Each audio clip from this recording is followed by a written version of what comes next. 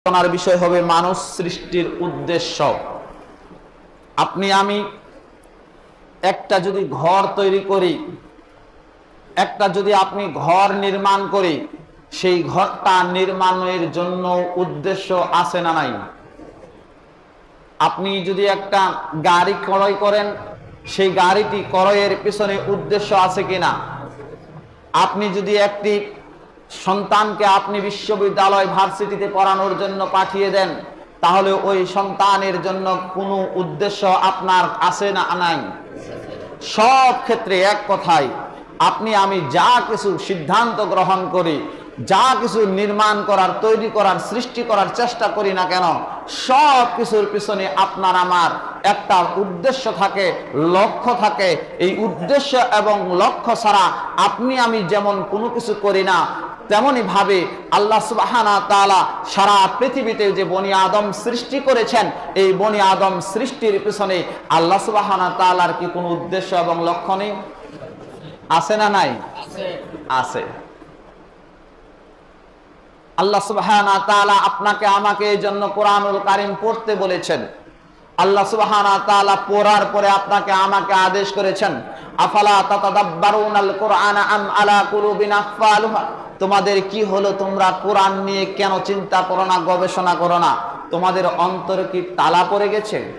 আজকে আল্লাহ সুবহানাহু ওয়া তাআলা আমাকে আপনাকে আদেশ করেছেন 1400 বছর নয়, 1500 বছরের কাছাকাছি পূর্বে আল্লাহ সুবহানাহু ওয়া তাআলা বিশ্বনবী মুহাম্মদ সাল্লাল্লাহু আলাইহি ওয়াসাল্লামের মাধ্যমে আয়াত কারিমা নাজিল করে আপনাকে আমাকে জানিয়ে দিয়েছেন, তোমরা শুধু পড়ার মধ্যে কোরআনটা সীমাবদ্ধ রাখো না, তোমরা কোরআনের মধ্যে চিন্তা ভাবনা করো, ভাবো, তাহলে তোমরা এর মধ্যে হেদায়েত পেয়ে যাবে। আল্লাহ সুবহানাহু ওয়া তাআলা আপনাকে আমাকে চিন্তা করতে বলেছেন, আর এই চিন্তা যারা করে তাদেরকে আল্লাহ সুবহানাহু ওয়া তাআলা জ্ঞানী বলেছেন, আর আল্লাহ সুবহানাহু ওয়া তাআলা তাদেরকে হেদায়েত দেওয়ার জন্য ওয়াদাবদ্ধ করেছেন। সম্মানিত হাজিরিন, আল্লাহ সুবহানাহু ওয়া তাআলা আপনাকে আমাকে কি জন্য সৃষ্টি করেছেন? এই জন্য আল্লাহ সুবহানাহু ওয়া তাআলা সূরাতুল মুমিনুনের 115 নম্বর আয়াত আপনাকে আমাকে জানিয়ে দিয়ে বলছেন, প্রশ্ন করেছেন আল্লাহ, আফা হাসিবতুম আন্নামা খলাকনাকুম, তোমরা কি ধারণা করেছো, মনে করতেছো আমি তোমাদেরকে এমনি এমনি সৃষ্টি করেছি, আবাসা অনর্থক সৃষ্টি করেছি, আমি তোমাদেরকে এমনি এমনি সৃষ্টি করেছি, এটা কি তোমরা মনে করতেছো? ওয়া আন্নাকুম ইলাইনা লা তুরজাউন, আর তোমরা কি মনে করো তোমাদেরকে আমার কাছে তোমাদের প্রত্যাবর্তন করা লাগবে না? আল্লাহ প্রশ্ন করলেন, আমি তোমাদেরকে কি অনর্থক সৃষ্টি করেছি, আর তোমরা কি মনে করতেছো আমি তোমাদেরকে, তোমরা আমার কাছে আসতে হবে, এটা কি তোমরা মনে করেছো যে আমার কাছে তোমাদেরকে আসতে হবে না?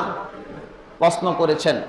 আল্লাহ সুবহানাহু ওয়া তাআলা এই প্রশ্নের জবাব সূরাতুল আম্বিয়ার 16 নম্বর আয়াতে স্পষ্টভাবে বলেছেন, ওয়ামা খালাকনাস সামাআ ওয়াল আরদা ওয়ামা বাইনাহুমা লাইবিন।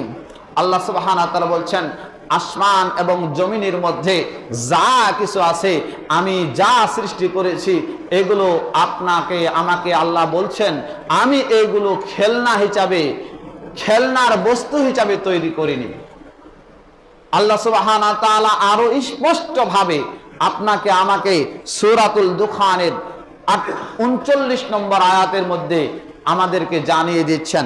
আল্লাহ সুবহানাহু বলছেন, ওমা খালাকনাহুম হুমা ইল্লা বিল হাক্কি ওয়ালাকিন্না আকসারহুম লা ইয়ালামুন। আল্লাহ সুবহানাহু ওয়া তাআলা বলছেন, আমি আসমান এবং জমিনের মধ্যে যা সৃষ্টি করেছি, সব সৃষ্টির পিছনে আমার কি রয়েছে? আপনার আমাকে জানাচ্ছেন আমার উদ্দেশ্য রয়েছে, আমি খেলনা হিসাবে তৈরি করি নেই। কিন্তু আল্লাহ বলছেন, ওয়ালাকিন্না আকসারাহুম লা ইয়ালামুন, কিন্তু অধিকাংশ মানুষ এটা জানে না। তাহলে আল্লাহ সুবহানাহু ওয়া তাআলা আমাদেরকে বলছেন যে আমি অনর্থক সৃষ্টি করিনি, খেলনা বস্তু হিসাবে তোমাদেরকে সৃষ্টি করিনি, এর পিছনে আমার একটা বড় উদ্দেশ্য রয়েছে, আমার একটা লক্ষ্য রয়েছে। আমি এই জন্যই বনি আদমকে সৃষ্টি করেছি। কিন্তু এই সৃষ্টিটা যে আল্লাহ সুবহানাহু ওয়া তাআলা আমাদেরকে করেছেন, আল্লাহ রাব্বুল আলামিন তাও বলছেন অধিকাংশ মানুষ এটা থেকে অজ্ঞ, এ সম্পর্কে জানে না, তাই কিনা? অধিকাংশ মানুষ আমরা জানি কেন আমাদেরকে সৃষ্টি করেছেন আল্লাহ? আমরা অধিকাংশ মানুষ আপনি আমি জানি না। এবং কখনো আপনি আমি কি চিন্তা করেছি, নিজে একটু ভাবার চেষ্টা করুন যে আপনাকে আল্লাহ সুবহানাহু ওয়া তাআলা, আমাকে আল্লাহ সুবহানাহু ওয়া তাআলা, আমার সন্তানকে আল্লাহ সুবহানাহু ওয়া তাআলা, আপনার আমার স্ত্রী সন্তানগুলোকে আল্লাহ সুবহানাহু ওয়া তাআলা কেন সৃষ্টি করেছেন?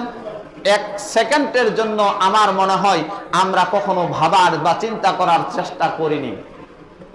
কিন্তু একটা ঘর নির্মাণ করতে গেলে সেই ঘরটা কিভাবে করব, ব্যবসার জন্য করব, কতটা রেগ হবে, কিভাবে করব, একটা গাড়ি ক্রয় করতে গেলে কতজন যাত্রী হবে, একটা বাস আপনার ট্রাক কিনতে গেলে কতগুলো মাল হবে, কিভাবে যানবাহনটা পরিচালনা করব, সব সময় এই চিন্তা নিয়ে আপনি আমি ব্যস্ত আছি না নাই? একটু চিন্তা করুন। কিন্তু আল্লাহ সুবহানাহু ওয়া তাআলা আমাদেরকে বলছেন, আমি বনি আদমকে সৃষ্টি করেছি, অনর্থক সৃষ্টি করিনি, খেলনা বস্তু হিসেবে তৈরি করিনি। আমি আমার যথার্থ কারণ রয়েছে, যার কারণেই আমি বনি আদমকে সৃষ্টি করেছি।